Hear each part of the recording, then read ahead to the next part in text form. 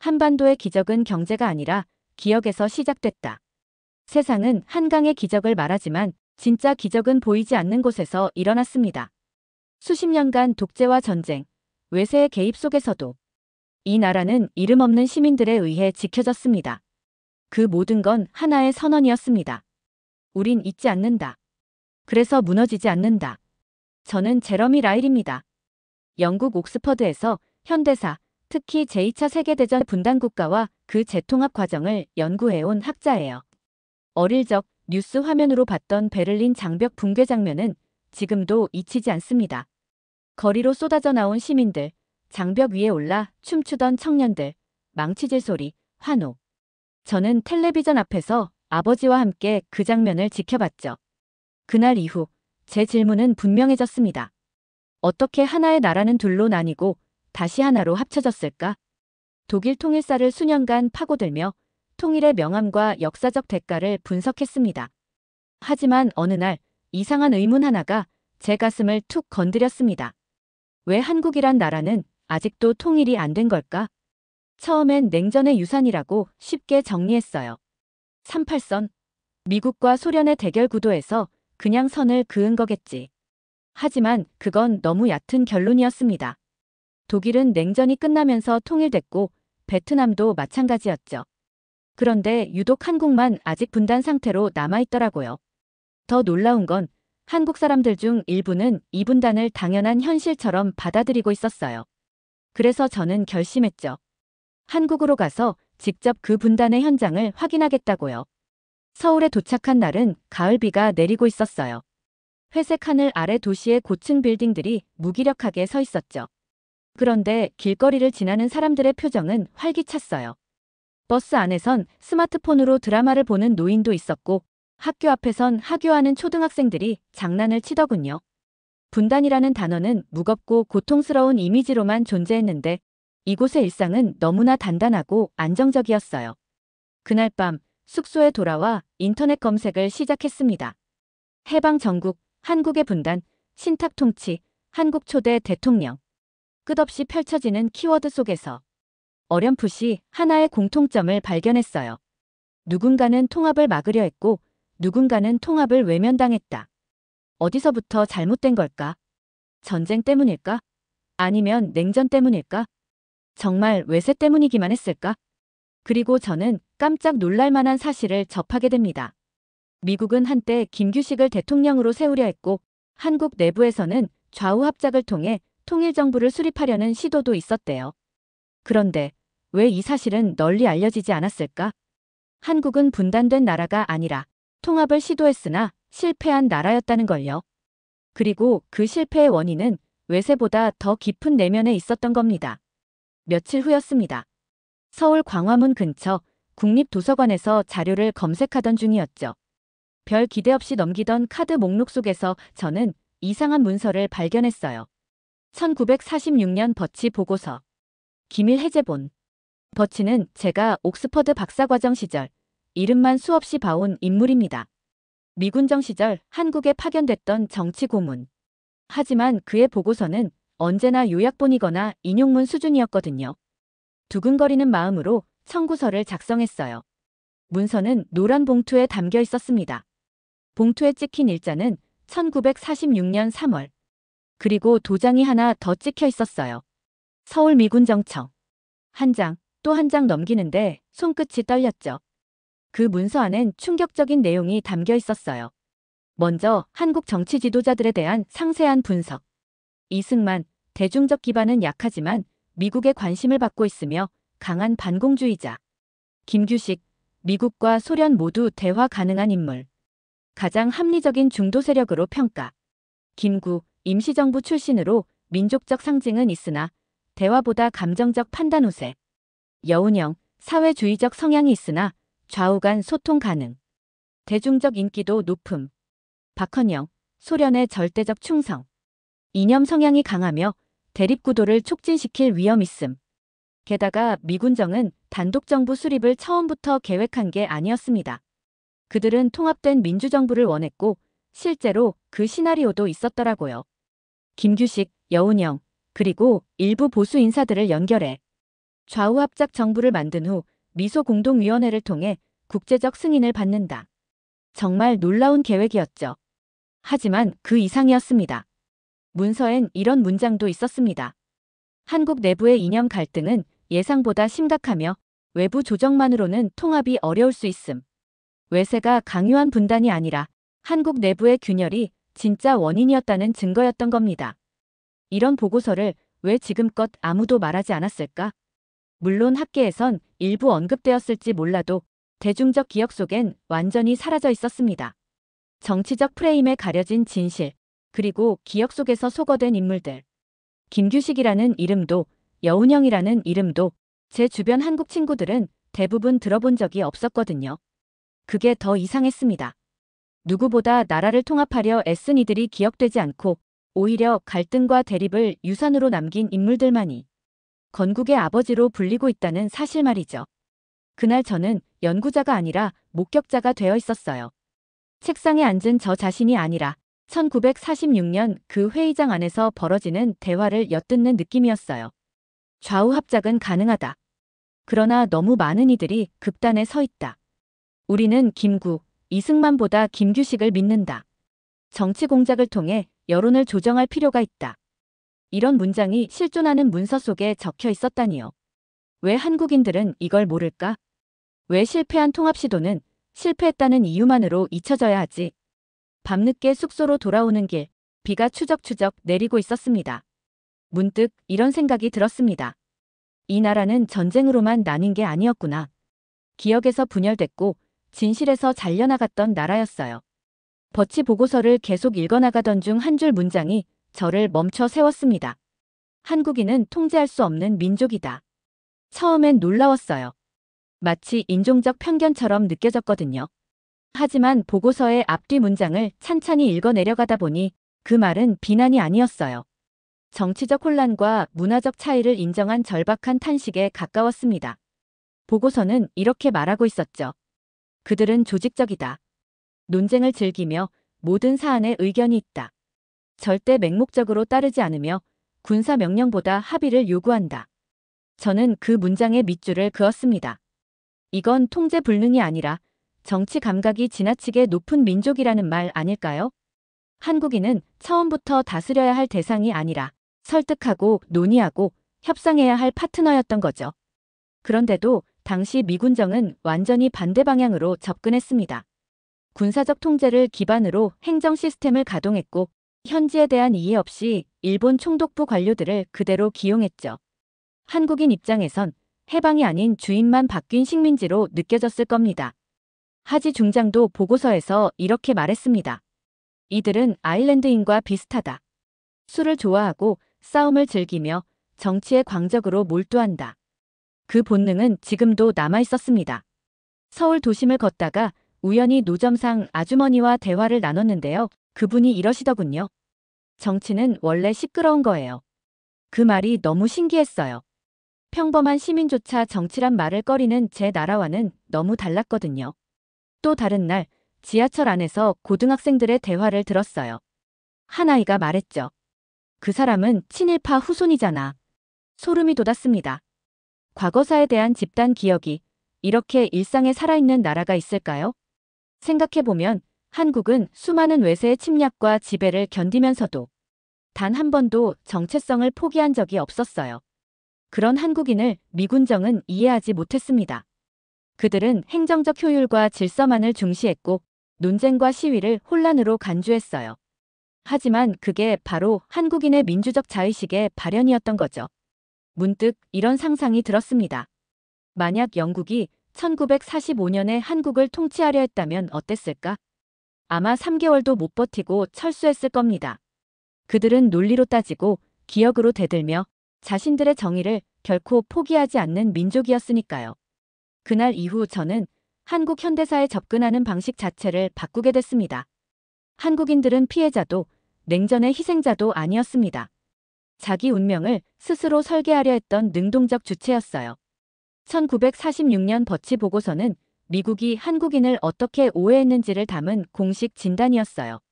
하지만 그 문서와는 전혀 다른 종류의 충격이 제게는 더 강렬하게 다가왔습니다. 그건 군사보고서도 외교 문건도 아니었어요. 단지 1945년 12월 28일 한국의 한 신문 일면에 실린 딱 한 문장이었습니다. 서울의 국립도서관. 저는 오래된 신문 자료를 보고 충격을 받았죠. 소련, 한국 신탁통치 주장. 신문 제목은 그렇게 쓰여 있었죠. 모스크바 3상 회담에 대한 한국 언론의 보도는 사실과 전혀 다르다. 미국과 소련, 영국이 협의한 신탁 통치하는 최장 5년간의 협치 후 독립이라는 조건부 조항이었어요. 그런데 한국신문은 미국과 소련이 한국을 다시 분할 점령한다. 소련이 한국을 지배하려 한다. 이렇게 헤드라인을 내보냈더군요. 문제를 더욱 복잡하게 만든 건 그 안에는 누가 애국자고 누가 매국 노냐는 감정적 프레임이 숨어 있었다는 겁니다. 그날 밤 저는 신탁 통치 관련 기사들을 모조리 인쇄해 방 안에 펼쳐놓았어요. 의도된 오보 수준이 아니었습니다. 프레임의 설계자가 분명히 존재했어요. 그중 하나, 조선일보 1945년 12월 28일자 호에. 한국은 다시 식민지가 된다. 이제 우리가 나서야 할 때다. 단어 하나하나가 대중의 자존심을 찌르고 자극하게끔 계산된 문장이었어요. 저는 그걸 신문이 아니라 정치 무기라고 적었죠. 언론은 정보를 전달하는 게 아니라 전쟁의 방아쇠를 당기고 있었죠. 누가 처음 이걸 기획했는지는 아직도 확실하지 않아요. 하지만 학계 일부에선 메가더 사령부에서 발행한 영문 브리핑 문서가 오역 또는 의도된 직역 형태로 번역되었다고 봅니다. 결과적으로 그 왜곡은 좌우 모든 세력을 충돌시키는 기폭제가 됐죠. 이승만은 이를 반탁 프레임으로 치환하며 대중을 결집시켰고 김구 역시 다시 외세의 지배를 받느니 차라리 죽음을이라 외쳤습니다. 여운형과 김규식은 가짜뉴스임을 지적하며 수습하려 했지만 그 목소리는 이미 들리지 않았습니다. 모든 대화는 멈췄고 모든 토론은 고함으로 바뀌었어요. 반탁은 애국이다. 이 프레임이 지배한 순간 그 누구도 신탁 통치가 정확히 무엇인지에 대해 질문하지 않았어요.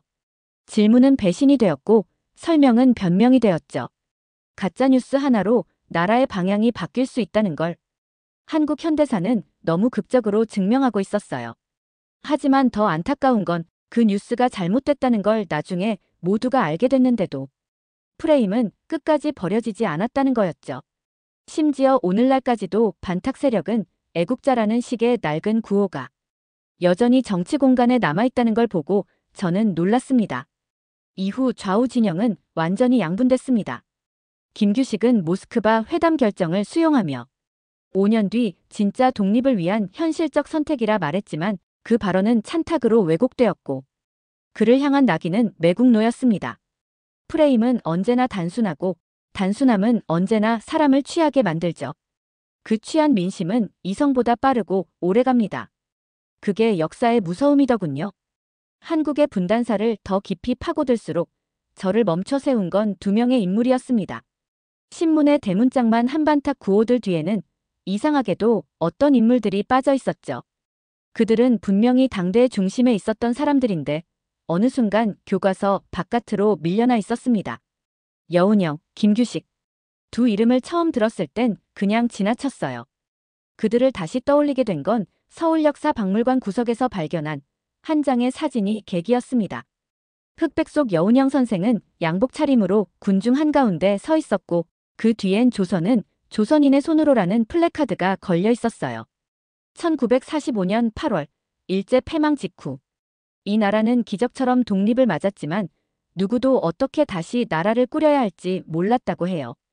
그 혼란 속에서 여운형은 일본 총독과 담판을 벌여 조선인 치안대와 행정 조직을 유지시켰고 김규식은 상하이에서 귀국해 민족통합정부를 위한 협상에 나섰죠. 그들은 총도, 당도, 외세도 아닌 합의를 믿었습니다. 하지만 그 믿음은 너무 일렀던 걸까요? 1947년에 미소공동위원회가 결렬되고 좌우익은 더 깊은 분열에 빠졌습니다. 그 와중에도 여운형과 김규식은 민족통일을 외쳤지만 양쪽 모두에게 비난받았죠. 중도란 기회주의다. 평화주의자는 현실을 모른다. 당시 미군정 문서를 보며 한 구절이 유독 기억에 남습니다. 중도를 견제하는 자들은 현실에서 설 자리를 잃어가고 있다. 아이러니했어요. 이념 대립에 휘둘리는 사회에서 가장 필요한 이들이 가장 먼저 사라지고 있었던 겁니다. 누군가는 말했죠. 이 나라는 끝까지 싸우는 사람의 이름만 기억한다고요. 하지만 저는 그 반대라고 믿어요. 조용히 싸움을 멈추려 했던 사람들의 이름이야말로 가장 크게 새겨야 하는 것 아닐까요? 며칠 전 경기도 양주에 있는 여운형 기념관을 찾았습니다. 정막 속에 사진 몇 장, 붓글씨 몇 점, 그리고 이렇게 쓰인 문구가 있었어요. 우리의 싸움은 끝을 위한 것이 아니라 시작을 위한 것이다. 그 앞에 한참을 서 있었어요. 여운형의 삶을 기록하던 어느 밤, 문득 이런 생각이 들었어요. 왜 이토록 조용하고 절제된 지도자들이 광장의 중심에 서지 못했을까? 그들이 스스로 뒤로 물러섰기 때문이었을까요? 아니었습니다. 누군가가 그 자리를 소리 지르는 자들로 채워버린 거였어요. 해방 직후 한국은 분명히 방향을 잡고 있었어요. 친일 청산과 민족 통합, 그리고 독립국가 수립이라는 세 가지 원칙이 있었죠. 김규식과 여운형은 그 흐름의 중심에서 좌우 합작이라는 이름의 다리를 놓고 있었어요. 하지만 그 다리는 무너졌고 저는 그 이유를 프레임의 전쟁에서 찾게 되었습니다. 1946년 10월 대구에서 발생한 총파업 사건이 결정적이었어요. 수천 명의 노동자와 학생들이 배급 중단 철회, 생계 보장을 외치며 거리로 나섰죠. 당시 상황을 보면 공산혁명과는 전혀 관련이 없었습니다. 배고픈 민중의 절박한 외침이었어요. 그런데 다음 날 신문을 펼친 저는 말문이 막혔습니다. 공산당의 선동으로 대구 시민이 폭동. 소련 지령에 의한 한국 내 쿠데타 시도. 이게 말이 됩니까? 더 놀라운 건 시위 진압을 주도한 경찰 지휘관들의 이름이었습니다. 일제강점기 고등계 형사 출신. 그들이 그대로 미군정 아래 경찰로 복귀한 인물들이었어요. 그들은 공산주의자보다 민중이 더 두려웠던 겁니다. 그 즈음부터였어요. 모든 사건이 좌익 아니면 우익으로 구분되기 시작했어요. 노조도, 언론도, 학생도. 심지어 식량 배급 항의도 좌익 폭동으로 규정됐죠. 이 나라가 싸우고 있던 건 사상이나 철학이 아니라 굶주림과 모멸감이었는데 말이에요. 실제 1946년 12월 미군정이 만든 보고서엔 좌우 대립을 언론과 교육을 통해 강조해야 민심 통제가 가능하다는 문장이 존재합니다. 공식 문서였습니다. 그리고 그 전략은 철저하게 집행됐습니다. 그 결과 여운형은 암살당했고 김규식은 정치적으로 고립됐습니다. 둘 다 사라졌죠. 그리고 그 빈자리를 반공을 외치는 친일 인사들이 채웠습니다. 한반도의 좌우 대립은 위에서 만든 극장이었고 그 극장의 조명 아래선 진짜 지도자들이 모두 그림자가 되어버렸습니다. 며칠 전 장충동의 조용한 골목을 걸었습니다. 바로 여운형 선생이 암살당했던 장소. 작은 동판 하나에 이름만 남아있었어요. 그의 죽음조차 설명되지 않는 역사. 역사는 늘 전쟁을 기록합니다. 그러나 이 나라는 전쟁이 오기 전부터 스스로 분열되도록 설계된 곳이었어요. 그것이 가장 비극적이었습니다. 며칠 뒤 서울대학교 도서관에서 읽은 한 문장이 뇌리에 박혀 있었습니다. 미군정은 협상가가 아닌 행정가를 원했다. 그 행정가는 누구였을까요? 이승만. 워싱턴에서 훈련받고 미국식 자유민주주의를 유창하게 읊을 줄 알았던 사람. 하지만 그는 민중의 언어가 아니라 강대국의 언어를 말했어요. 김규식이나 김구 같은 인물은 어땠냐고요? 협상에 능했고 민심의 무게를 이해했으며 무엇보다 분열을 막아야 한다는 철학이 뚜렷했죠. 그런데 미국은 그들을 위험 요소로 봤어요. 좌우를 아우른다는 건 그들에게는 너무 복잡한 말이었고 독자 노선이라는 경고로 들렸던 겁니다. 결국 미국은 가장 쉬운 길을 택했어요. 통합보다는 통제, 설득보다는 복종. 그리고 그 결과가 이승만 정부의 탄생이었죠. 1947년 미 국무부는 뒤늦게 깨달았다고 합니다. 한국의 지도자는 이승만이 아닌 김규식이어야 했다. 하지만 그때는 이미 좌우 합작은 실패했고 여운형은 암살당했으며 김규식은 양다리 정치인이란 오명을 뒤집어 쓴 채 외면받고 있었어요. 그들은 너무 늦게 깨달았고 한국은 그 대가를 오롯이 감당해야 했죠. 그렇게 한국은 또 한 번 기다려야 했습니다. 진짜 지도자가 나서길 기다렸고 민중이 목소리를 내도 폭도가 아닌 시민으로 불릴 날을 기다렸어요. 그 기다림의 끝은 언제였을까요? 많은 이들이 그 질문에 박정희를 떠올리곤 합니다. 왜냐하면 실제로도 1948년 이승만 정부 수립 이후 좌우 통합은 사실상 종식되었고 그로부터 약 20여 년 뒤 박정희가 집권하면서 한국은 경제 개발과 국가 통합의 가시적 성과를 내기 시작했죠. 하지만 그 끝이 진정한 정치적 통합이었는지는 논쟁의 여지가 큽니다. 박정희는 경제적 성취를 이뤄냈지만 그가 밀어낸 많은 민주적 담론과 친일 청산 실패, 그리고 한국 내에서 여전히 남아있는 남남 갈등, 이념 대립은 그 기다림이 정말 끝났는가? 라는 질문을 던지게 합니다. 미국이 한국에 저지른 가장 큰 실수는 바로 그들의 가장 훌륭한 사람들을 신뢰하지 않은 것이었어요. 한국은 참았고 버텼고 심지어 용서했습니다. 이승만 정부가 독재로 흐를 때도 민중은 스스로 목소리를 내는 법을 배워갔고 진짜 민주주의는 시민의 발끝에서 다시 피어나기 시작했죠. 지금의 한국을 보면 믿기지 않을 때가 있어요. 그 무수한 실패와 모욕을 견디고도 이 나라가 다시 일어섰다는 것이 미국이 그때 더 성숙했다면 한국은 분단되지 않았을 수도 있었겠죠. 하지만 동시에 이렇게도 느낍니다. 그 모든 인내의 시간을 견뎌냈기에 지금의 한국은 단단해졌다고요. 1947년 말 미소공동위원회는 끝내 합의에 이르지 못했고 미국은 회담 결렬을 공식 발표했어요. 그리고 침묵이 시작됐습니다. 놀랍게도 그 침묵은 무책임의 결과가 아니라 새로운 길을 준비하는 징조였죠. 저는 당시 미국 국립문서보관소에서 입수한 보고서들 가운데 1948년 1월자 국무부 내부 브리핑 초안을 발견했어요. 남한에서만이라도 선거를 추진하자. 더는 전체 합의는 기대할 수 없다. 결국 그 문장이 훗날 한반도 분단의 사실상 기초 문서가 되어버린 겁니다. 당시 한국 내부는 분열만이 아니었습니다. 의외로 다양한 사회적 실험이 공존하고 있었어요. 서울 시민들은 하루하루 생계를 이어가면서도 골목마다 자발적인 협동조합이 생겼고 노동자와 청년들은 자체 정치교육을 시작했죠. 저는 한 자료에서 1948년 초 서울 남대문 시장 상인의 회의록을 봤는데 이젠 우리가 결정해야 할 시기다라는 구절이 적혀 있었습니다. 국가도 없고 지도자도 확실치 않았지만 그들은 공동체의 주인이 되고자 몸부림치고 있었던 거예요. 그런데도 국제사회는 그 소리를 듣지 않았습니다. 유엔은 남북 총선거 결의안을 냈지만 북측은 반발했고 미국은 남한만의 단독선거 가능성을 공식 언급했죠. 이 순간이 분단의 시계가 되돌릴 수 없는 궤도에 올라탄 결정적 전환점이었다고 저는 판단합니다. 가장 인상 깊었던 건 그 전환이 거대한 폭력이나 전쟁이 아니라 침묵으로부터 시작되었다는 사실이었어요. 이전까지 한국의 역사는 늘 피와 고통 속에서 전개되었는데 이 시기의 전환은 묘하게 고요했어요.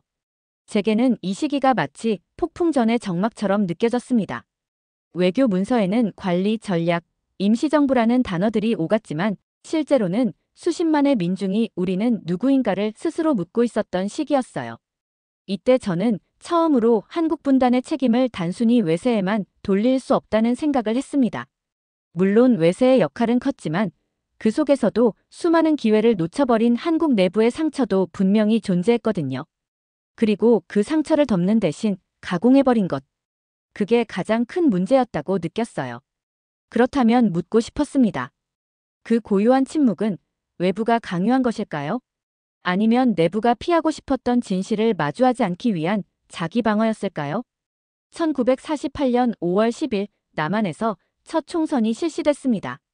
한반도 역사상 처음으로 보통, 평등, 직접, 비밀선거가 치러진 순간이었죠. 유엔 한국임시위원단은 이를 합법적인 정부 수립을 위한 절차라고 선언했고 당시 미국도 이 선거 결과를 자유민주주의의 정당한 출발로 평가했습니다. 하지만 저는 그 평가가 너무 단편적이었다고 생각했어요. 그날의 선거는 민주주의의 시작이었지만 동시에 민족의 절단식이기도 했습니다. 38선 이북에서는 투표가 불가능했고 김구와 김규식 등 통합을 주장하던 지도자들은 참여를 거부했죠. 당시 김구가 남긴 말입니다. 나는 내 눈앞에서 두 조국을 가르는 것을 도울 수 없다. 이 문장을 처음 봤을 때 잠시 멈췄어요. 한 사람의 정치적 입장이 아니라 한 민족 전체의 가슴속 탄식처럼 느껴졌거든요. 그는 누구보다 조국을 원했지만 그 조국이 반쪽짜리가 되는 것을 끝까지 거부했어요. 그런데도 역사는 잔인했습니다. 8월 15일 대한민국 정부가 수립됐고 불과 한 달 뒤 9월 9일엔 북한도 조선민주주의인민공화국이라는 이름의 정권을 세웁니다. 하나의 민족, 하나의 언어, 하나의 역사 속에서 두 개의 정부가 동시에 존재하게 된 거죠. 그 순간부터 모든 진실은 두 개로 나뉘기 시작했어요. 같은 인물도 남에서는 영웅, 북에서는 배신자가 됐고 같은 사건도 남에서는 국군 창설, 북에서는 미제의 앞잡이 등장이라 불렸습니다. 가장 충격적이었던 건 교과서였습니다. 제가 남과 북의 당시 초등 교과서를 비교해봤는데 6.25 전쟁에 대한 묘사조차 완전히 다르게 쓰여 있었어요. 남한은 북한의 기습 남침, 북한은 남조선 괴뢰도당의 도발이라 표현했죠. 같은 땅, 같은 민족인데 어린이들에게 다른 기억이 심어지고 있는 현실이었어요. 그 모든 과정에서 진짜 피해자는 누구였을까요? 지도자도 이념도 아닌 그저 살아가고자 했던 평범한 사람들이었습니다. 서로 손을 내밀었지만 너는 빨갱이, 너는 미제 앞잡이라는 말 한마디에 가족이 갈라지고 친구가 증오의 대상이 되었어요. 어느 날 저는 종로의 작은 서점에서 1948년 9월 12일자 조선일보 복사본을 발견했습니다. 일면엔 정부 수립 기념식 사진이 실렸고 3면 구석엔 아주 작은 기사 하나가 있었죠. 북측, 김원봉 포함 임시인민위원회 발표. 그 문장 아래엔 아무런 논평도 분석도 없었습니다. 한반도는 그렇게 두 개의 나라로 쪼개졌고 사람들은 그걸 뉴스의 단신처럼 받아들일 수밖에 없었어요. 그때 저는 깨달았습니다. 분단은 총소리로만 이루어지는 게 아니에요. 진실이 사라질 때, 침묵이 길어질 때, 그 공백을 이념과 구호가 점령할 때 분단은 시작되는 겁니다. 그리고 지금도 여전히 남과 북은 서로의 진실을 거짓이라 부르며 살아가고 있어요. 이념은 바뀌었고 체제도 달라졌지만 그날의 단절은 아직 회복되지 않았습니다. 어쩌면 한국은 두 개의 정부보다 두 개의 기억을 동시에 안고 살아가는 세계 유일한 나라일지도 모르겠습니다. 1949년 6월 26일 서울 효자동 경교장. 그날을 기록한 사진. 김구 선생이 쓰러진 자리 위엔 아직도 엉켜있는 피와 급히 달려온 간호병의 운동화 자국이 남아있었죠. 김구 피격. 신문 일면의 헤드라인은 단 4글자였습니다. 설명이 필요 없다는 듯, 누가 왜 쐈는지도 알 필요 없다는 듯 말이죠. 김구는 단정 반대를 선언한 이후 철저히 고립되어 있었어요. 남북 협상을 시도하며 평양에도 다녀왔지만 남한 정치권에선 이미 낡은 이상주의자라는 낙인이 찍혀 있었죠. 결국 그는 평양도, 서울도, 워싱턴도 받아들이지 못한 사람이 돼버렸어요. 모든 강대국의 시선에서 벗어난 통합주의자는 그렇게 정치적 표적이 되었던 겁니다. 총을 쏜 자는 안두희. 하지만 방아쇠를 당긴 손만으로 설명할 수는 없는 사건이었어요. 당시 경찰은 단독 범행이라고 발표했고 이승만 정부는 짧은 애도 후 바로 다음 날 업무를 재개했죠. 그가 살아있다면 남한 단독정부의 정당성에 끊임없이 문제를 제기했을 테고 그의 존재는 국제사회에서도 한국의 통합 노력이 실제했음을 증명하는 불편한 진실이 됐을 겁니다. 슬펐던 건 그의 유서였습니다. 그는 마지막까지 대한민국 임시정부의 꿈을 놓지 않았어요.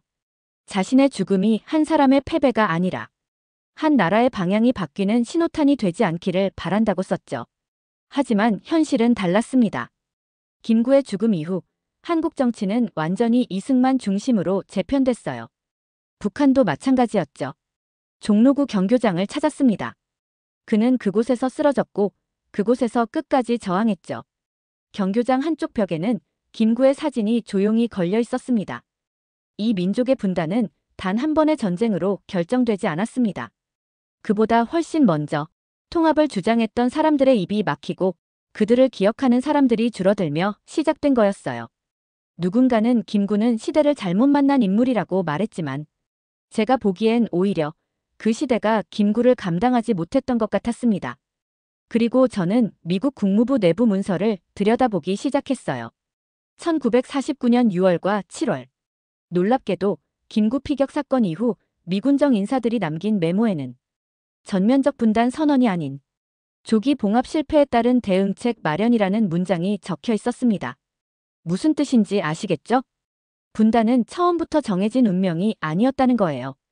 그들은 갈등을 통합으로 되돌릴 여지를 끝까지 모색하고 있었던 겁니다. 하지만 민심은 달랐습니다. 저는 이 지점에서 한국 현대사의 최대 비극 중 하나가 총성이 아니라 침묵이었다고 느꼈습니다. 며칠 뒤 저는 파주 접경 마을에 있는 작은 농가에 며칠간 머물렀습니다. 지역 문화 연구와 기록 보존 활동을 진행하는 NGO와 함께였죠. 한국 외교부와 협약을 맺은 국제 교류 프로그램의 일환이었습니다.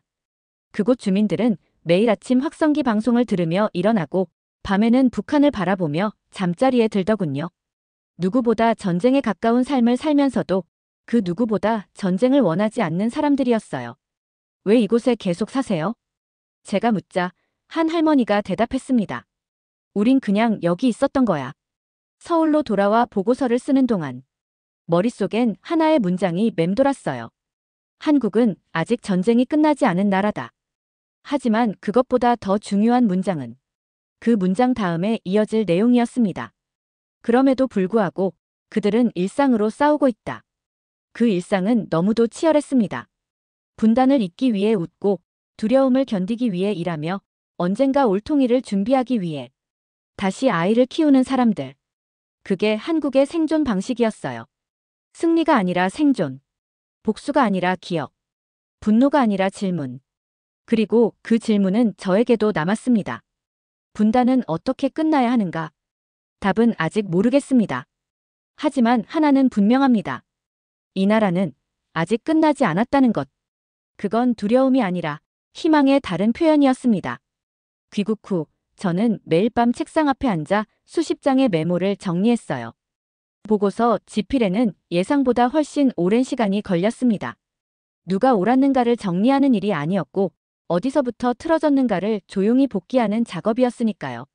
제 연구는 분단 국가들의 정치적 진로를 분석하는 것이었지만 한국은 그 어떤 나라보다 복잡했고 그만큼 어떤 단정도 쉽게 허락하지 않았어요. 수많은 갈래의 진실이 평행선처럼 흘렀고 그 사이에서 조용히 사라진 이름들이 제 발목을 잡았습니다. 물론 완전한 승리는 없었어요. 친일 청산은 끝나지 않았고 수많은 갈등은 여전히 교과서와 교단, 언론 속에 남아 있었습니다. 하지만 그 균열 속에서도 시민들은 그 누구보다 차분하고 단단하게 자신의 몫을 감당하고 있었어요. 분노보다 기억을, 증오보다 책임을 먼저 생각하는 사람들. 그게 이 땅에서 제가 가장 인상 깊게 본 풍경이었습니다. 저는 노트북 마지막 문장에 이렇게 적었습니다. 이 나라는 정의로운 지도자를 잃었지만 정직한 시민들이 그 자리를 지켜냈다. 두 번째 사연 시작합니다. 강대국의 무기 흐름을 분석하던 이탈리아 출신 전략가. 그는 평생 나토와 EU, 그리고 유엔의 안보 설계에 관여하며 어떤 나라가 전쟁을 일으킬 수 있는가만 고민하며 살아온 인물이었습니다. 그런 그가 인도와 파키스탄의 무력 충돌에서 한국의 자주포 하나가 핵전쟁을 막았다는 보고서를 읽고 직접 서울 땅을 밟게 됩니다. 서울에 도착한 지 사흘 만에 그는 자신의 모든 전략 노트를 찢어버립니다. 그가 본 것은 무기가 아니었습니다. 조용히, 그러나 완벽히 전쟁을 설계해 놓은 나라, 대한민국이었습니다. 대체 무슨 사연인지 오늘 사연 바로 시작하겠습니다. 저는 루카 베르톨리니입니다. 나토 전략기획실에서 32년을 보내고 지금은 유엔 분쟁조정국 특별고문으로 활동하고 있어요. 2025년 4월 22일 전 세계의 위성통신망이 일제히 붉게 물들었죠. 인도령 카슈미르, 파알감 지역에서 테러 공격이 발생했어요. 민간인 26명이 사망했고 이틀도 지나지 않아 인도는 파키스탄이 배후라고 공식 발표했습니다. 전면적 외교 단절과 무역 중단, 병력 증강이 동시에 이뤄졌고 상황은 시시각각 악화됐어요. 인도는 국경 병력을 전면 재배치했고 파키스탄은 핵미사일 부대를 이동시켰죠. 양국 모두 핵 보유국. 전 세계는 숨을 죽이고 사태를 지켜봐야 했어요. 그날 2025년 5월 3일 새벽 3시를 갓 넘긴 시각에 위성 한 라인이 울렸어요. 카슈미르, 상황 급변. 인도와 파키스탄, 실탄 교전 개시. 전화를 받은 순간 머릿속이 하얘졌죠. 핵 보유국 두 곳이 국경에서 실탄을 주고받는 상황이었으니까요. 국제사회는 경악했습니다. 미국은 긴급안보회의 소집을, 유엔은 중재를 요청했지만 국경 너머 전장은 그 누구의 외교력도 막지 못했어요. 이건 그냥 분쟁이 아니었어요. 제3차 세계대전의 입구였죠. 당시 저는 파리에서 열릴 안보 포럼 준비를 하고 있었는데 그 자리에서 바로 비행기에 올랐어요. 목적지는 두바이 인근 유엔 중동 연락기지. 그리고 제가 도착하자마자 보고받은 첫 문장은 모든 무기가 무력화됐습니다. 믿기지 않았어요. 전자교란, 급작스러운 기후변화, GPS 마비. 정상 작동하는 시스템이 하나도 없었죠. 미국산 자주포, 러시아산 공대지 미사일, 중국산 드론 전부 침묵했고 오직 하나 유일하게 작동한 무기가 있었어요. 바로 한국에서 만든 K9 자주포. 이게 진짜냐고 제가 담당 참모에게 3번은 물었을 거예요. 그는 고개를 끄덕이며 자료를 내밀었죠. 탄착 오차 3m 이내. 발사 이동 재사격 시간 3분. 해발 2300m. 통신 두절 지역에서도 GPS 보정 없이 자력 조준. 그 자주포는 명령이 아닌 상황을 읽고 움직이고 있었습니다. 현지 연락 장교가 했던 말이 지금도 귓가에 맴돌아요. 전세를 바꾸려고 쏜 게 아닙니다. 폭발을 멈추려고, 더 이상 죽지 않게 하려고 계산된 발사였어요. 누군가를 위협하기 위한 포가 아니라 누군가를 살리기 위한 포였다니. 어쩌면 전쟁을 막는 유일한 방식이 바로 저런 차가운 이성의 무기일지도 모르겠다고 느꼈죠. 그리고 무엇보다 충격이었던 건 그 무기를 만든 나라가 한국이었다는 사실이었어요. 제가 30년 동안 나토 회의에서 전술 지원국 정도로만 다뤘던 그 나라가요. 분명히 말합니다.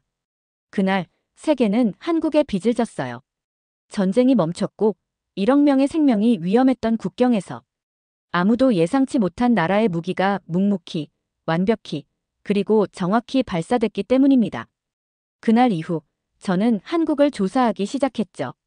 현장에 도착한 다음 날 인도군 연락장교와 함께 북카슈미르 접경지대를 직접 살폈습니다. 해발 2500m. 숨이 턱턱 막히고 폐는 얼얼할 정도의 고지대였어요. 그런데도 군용 차량이 사방에 널려 있었고 곳곳에 포격 흔적이 생생하게 남아 있었죠.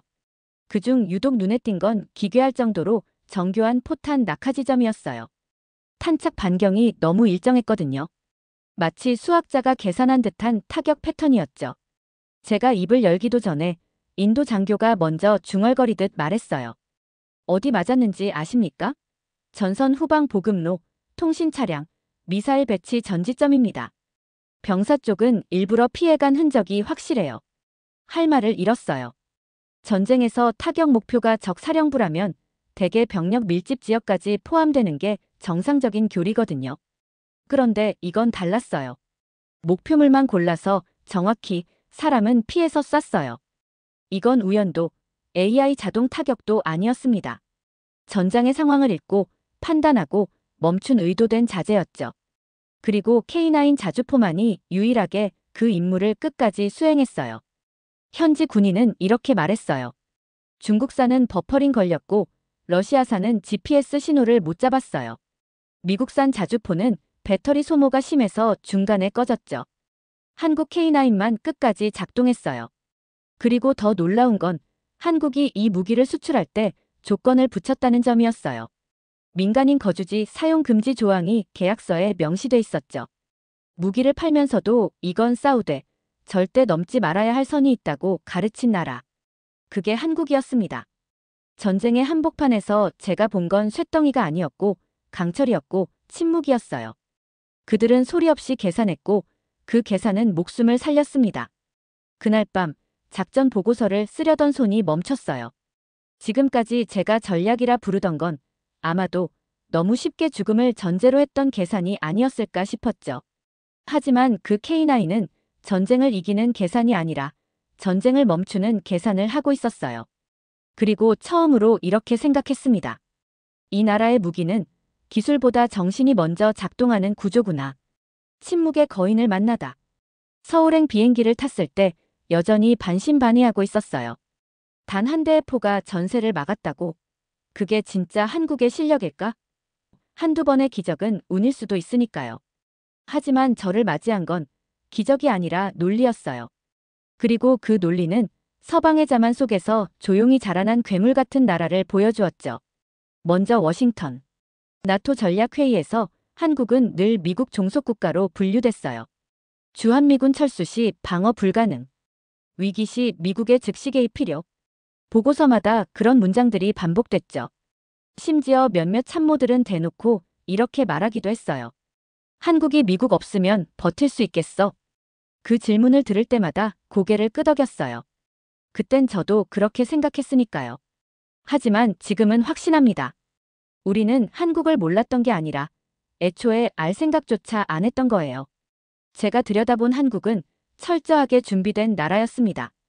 GPS 끊겨도 작동하는 독립항법, 미국 없이도 작동 가능한 지휘 통제망, 국산 미사일, 국산 전차, 국산 위성, 국산 데이터 링크. 이건 동맹에 의존하는 국가가 아니라 동맹이 없는 상황을 가정한 완전 자립형 구조였어요. 심지어 미군이 사용하는 일부 전자전 부품조차 한국에서 OEM 공급받고 있다는 걸 알게 되었을 땐 잠시 숨이 막혔어요. 우리가 걔네를 도와준다고 생각했는데 실은 우리가 걔네한테 빌려 쓰고 있었던 건가? 그렇다면 왜 한국은 이런 걸 말하지 않았을까? 왜 군사 퍼레이드도 안 하고 언론 플레이도 하지 않았을까? 답은 너무도 단순했어요. 드러내는 순간 효용이 사라지기 때문이에요. 한국의 전략은 침묵을 무기로 만드는 방식이었죠. 그리고 그건 서방이 가장 취약한 부분이었습니다. 우리는 늘 보여주고 싶어 했으니까요. 항공모함을 자랑하고 핵탄두를 보여주고 예산을 불려서 위협했어요. 그 와중에 조용히 아무 말도 하지 않고 한국은 진짜 무기를 조립하고 있었던 거예요. 제가 본 한국의 방위 개념은 전혀 달랐습니다. 격파보다 견제, 정복보다 억제. 포병은 포격보다 이동을 먼저 훈련하고 특전사는 제압보다 은닉을 먼저 배워요. 자신을 드러내지 않고 움직이는 전장 설계. 이건 군사 전략이 아니라 생존의 기술이었어요. 그제야 이해했어요. 왜 나토가 그토록 많은 자산을 동원하고도 매번 위기를 놓치는지. 우린 전투를 보여주려는 나라들만 분석했으니까요. 보이지 않던 나라는 늘 배제했죠. 하지만 한국은 달랐어요.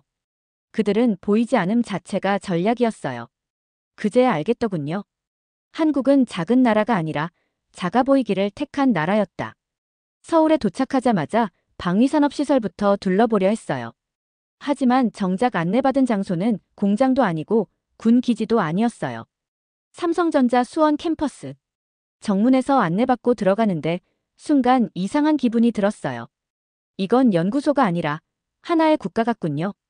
전투기가 아닌 스마트폰을 개발하는 연구동, 군사기지가 아닌 모바일 부품 라인. 그런데 그 속에서 안내자는 이렇게 말했어요. 지금 이 라인에서 만든 기술 일부는 K2 전차의 데이터 링크와 연결돼 있어요. 말을 잇지 못했어요. 민간 기술이 전장에 올라간다고요? 그뿐만이 아니었어요. 삼성의 전지 기술은 군용 드론에 들어가고 LG CNS는 군 지휘 체계의 클라우드 솔루션을 개발하며 한화 에어로스페이스는 미사일부터 인공위성까지 다 다루고 있었어요. 이건 군산복합체가 아니라 민군산정 통합체제였죠. 그리고 그 연결 방식이 놀라웠어요.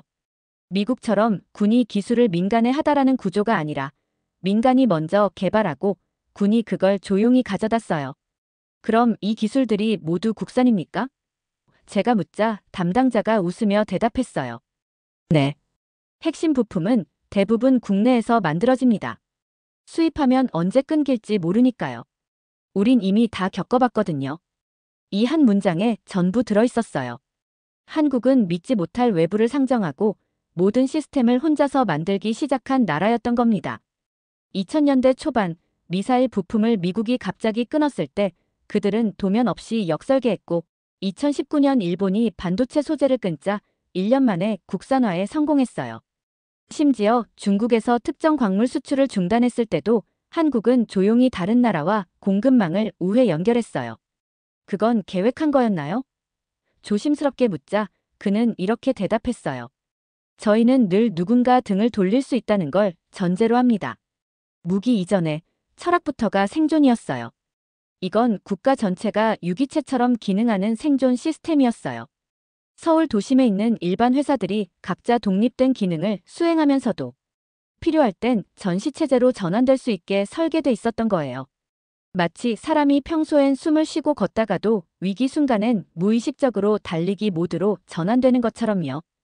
이 나라는 평시에도 비상을 기준으로 설계돼 있었습니다. 그리고 다음날 들른 곳은 아주 작고 조용한 회사였어요. S&T 티모티브.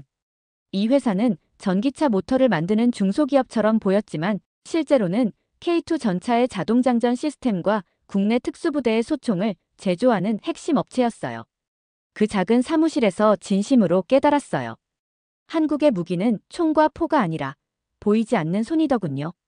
군복도, 총도, 탄약도 보지 못했지만 전쟁을 준비한 국가의 완전한 모습을 보았어요. 그들은 드러내지 않았지만 언제든 꺼내 쓸 수 있는 완전히 작동하는 무기 체계를 품고 있었던 거예요. 서울에 도착한 지 4일째 되는 날이었어요. 마포에 있는 한 예비군 훈련장을 방문하게 됐죠. 처음엔 큰 기대를 하지 않았습니다. 이탈리아는 징병제가 폐지된 지 오래고 서유럽 대부분도 예비군 체계를 사실상 방치하고 있었으니까요. 그런데 그 훈련장을 둘러보고 입을 다물지 못했어요. 왜냐하면 훈련을 받고 있던 이들이 전부 대학생, 직장인, 신혼부부까지 포함된 일상인들이었기 때문이죠. 그들은 평소에는 정장을 입고 회사에 다니고 밤엔 친구들과 치맥을 마시며 웃던 청년들이었어요. 하지만 훈련복을 입은 순간 표정이 달라졌어요. 그건 군인 흉내가 아니라 기억이었어요. 몸에 남아있는 정확한 사격 자세, 탄창 교체 속도, 후퇴 시 대형 유지. 이건 최소한의 훈련으로 가능한 수준이 아니었어요. 훈련 책임자에게 조심스럽게 물었어요. 이 사람들 매년 이렇게 훈련합니까? 그는 대답했죠. 예. 1년 차 6년 차까지는 일정 수준의 실전 훈련을 반복합니다. 그 후에도 민방위 훈련, 실시간 재난 대응 교육이 이어져요. 그 순간 머리를 맞은 듯 멍해졌어요. 군대는 떠났지만 군인은 남아있는 사회. 그게 한국이었습니다. 다음 날 연세대 근처 카페에 앉아 있었어요. 테이블 맞은편에서 젊은 남성 2명이 대화를 나누고 있었죠.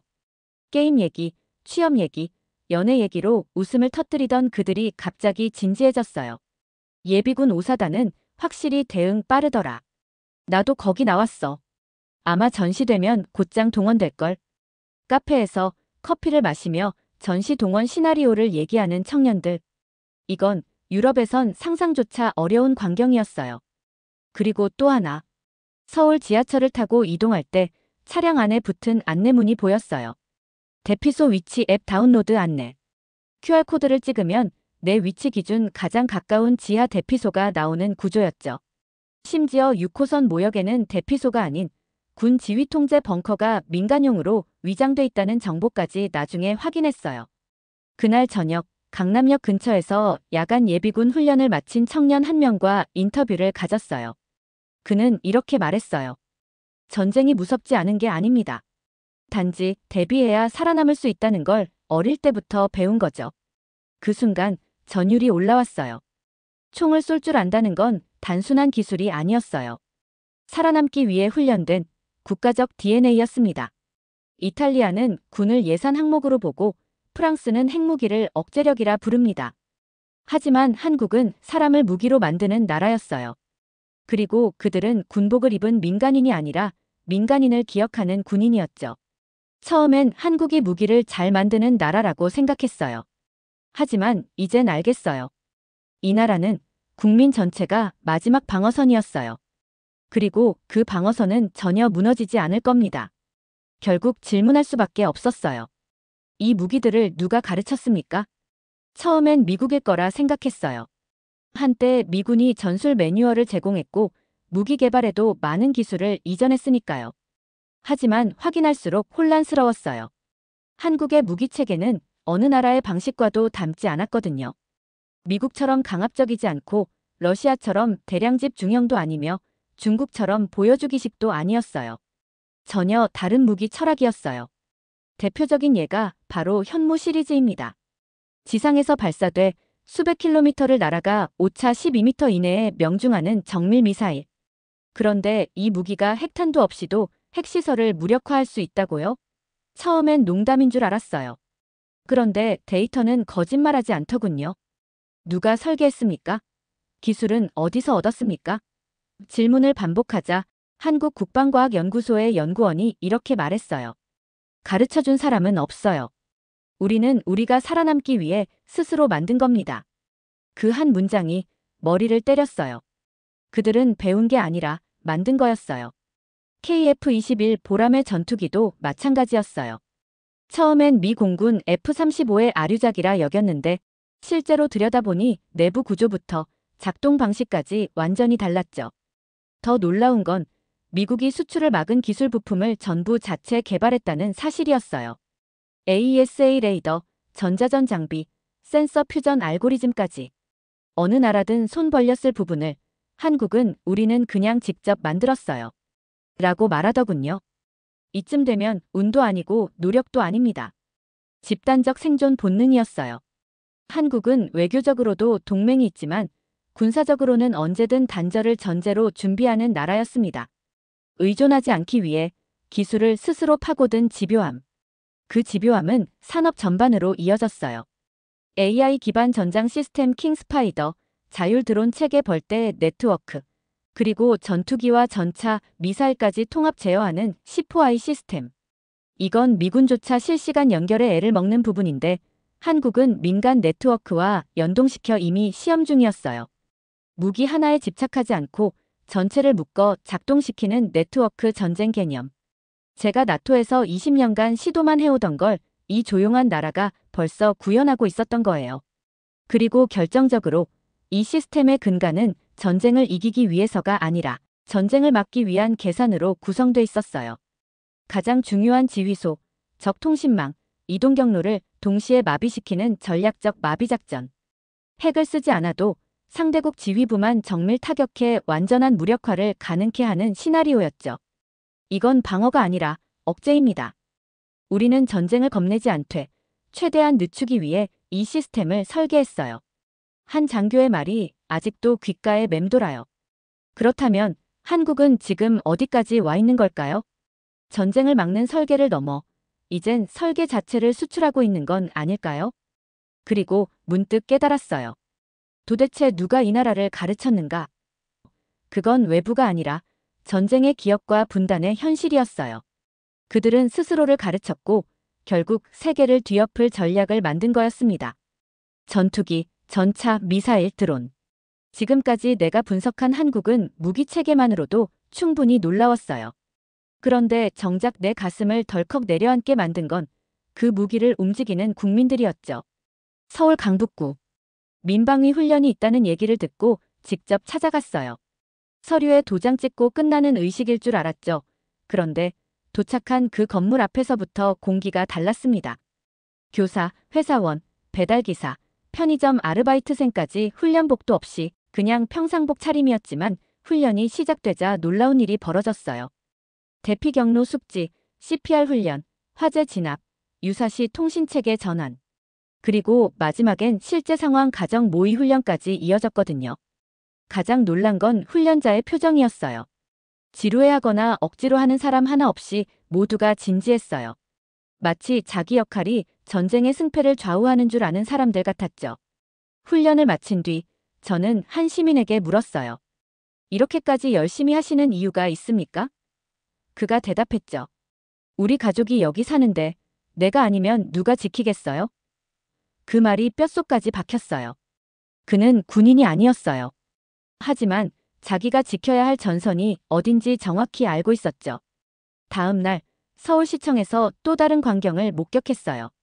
전국 재난 대응 시뮬레이션, AI 기반 대피 경로 분석, 실시간 병원 정보 전송, 헬기 통제, 도시 통신망 백업 시스템까지.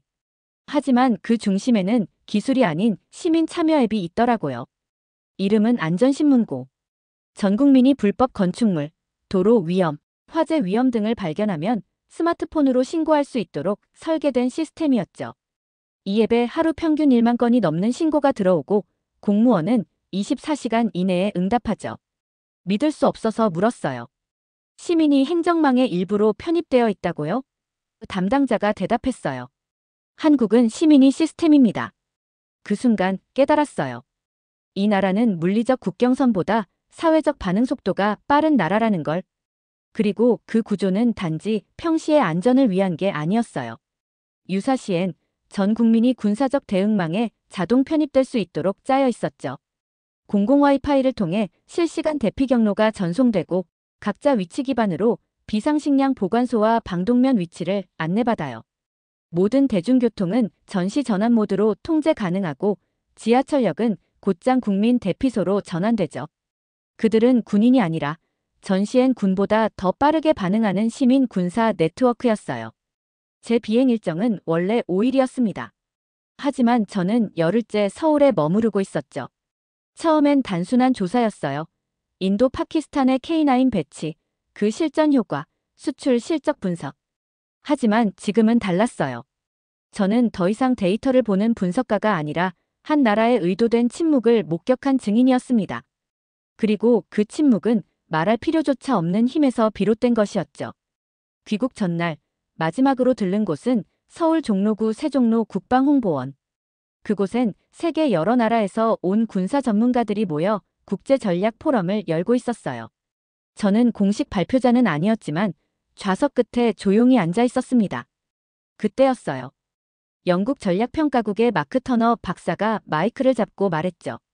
한국을 어떻게 분류할 것인가? 이 질문 앞에서 우리는 진지해져야 합니다. 그가 이어 말했어요. 한국은 전통적 강대국이 아닙니다. 그렇다고 단순한 중견국도 아닙니다. 이 나라는 건드리면 안 되는 나라입니다. 순간 방안이 정적에 휩싸였어요. 그리고 저는 그 문장을 곱씹었어요. 건드리면 안 되는 나라. 이건 군사력으로 강한 나라보다 훨씬 무서운 말이었습니다. 포럼이 끝나고 몇몇 전문가들과 대화를 나눴어요. 누구도 한국을 직접 거론하진 않았지만 그들 모두는 한국이 더는 하위 동맹국이 아니라는 사실을 이미 알고 있었죠.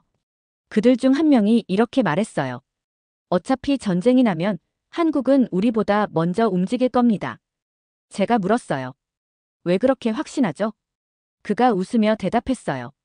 우린 준비하지 않지만 그들은 매일 준비하거든요.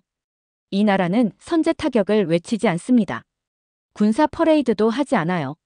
하지만 미사일이 날아와도 침착하게 커피를 마시고 적의 움직임에 맞춰 정확히 전방을 재정렬하는 나라. 그건 훈련이 아니라 사회적 리플렉스였습니다. 서울역 근처 지하철역 대피소엔 전국 단위 지휘 체계와 연결된 정보통신 장비가 숨어 있었고 카페 한 구석에 앉아있는 대학생은 전시엔 포병 관측병으로 자동 편입되는 신원이었죠. 국방력은 군에 있지 않았습니다. 이 나라는 국가 전체가 전시 편제표였습니다. 그리고 그런 시스템이 어디에도 드러나 있지 않았다는 사실에 전율이 느껴졌어요. 이건 전술이 아니라 철학이었습니다. 약해 보여야 오래 산다는 생존의 역설. 그 철학을 국가 시스템 전체에 녹여낸 나라. 귀국 전 마지막 기록을 남겼습니다. 나토 전략분석센터 보고서 초안이었죠. 한국은 더 이상 분석의 대상이 아니다. 그들은 이제 설계의 기준이다. 그 순간 제 옆자리에 앉아있던 동료 전략가가 물었어요. 당신 그렇게까지 확신해도 되는가? 조용히 대답했습니다. 그래. 난 이 나라가 총을 꺼내기 전에 이미 그 총보다 무서운 것들을 봤거든. 그건 무기보다 빠른 행정망, 군대보다 정교한 시민 참여, 그리고 세계 그 어떤 국가보다 높은 국가 전체의 생존 집중력이었죠. 이제 그 누구도 한국을 함부로 판단하지 않습니다. 그 어떤 국가도 이 조용한 나라를 얕보지 않을 겁니다. 이 나라는 침묵 속에서 준비를 마친 나라니까요. 영상 일부는 무료 영상 소스를 활용했으며 편집 및 내용 구성은 감동탐험이 직접 진행했습니다. 사연 이야기가 좋았다면 구독과 댓글로 남겨주세요. 더 재미있는 사연으로 돌아오겠습니다. 이상 감동탐험이었습니다.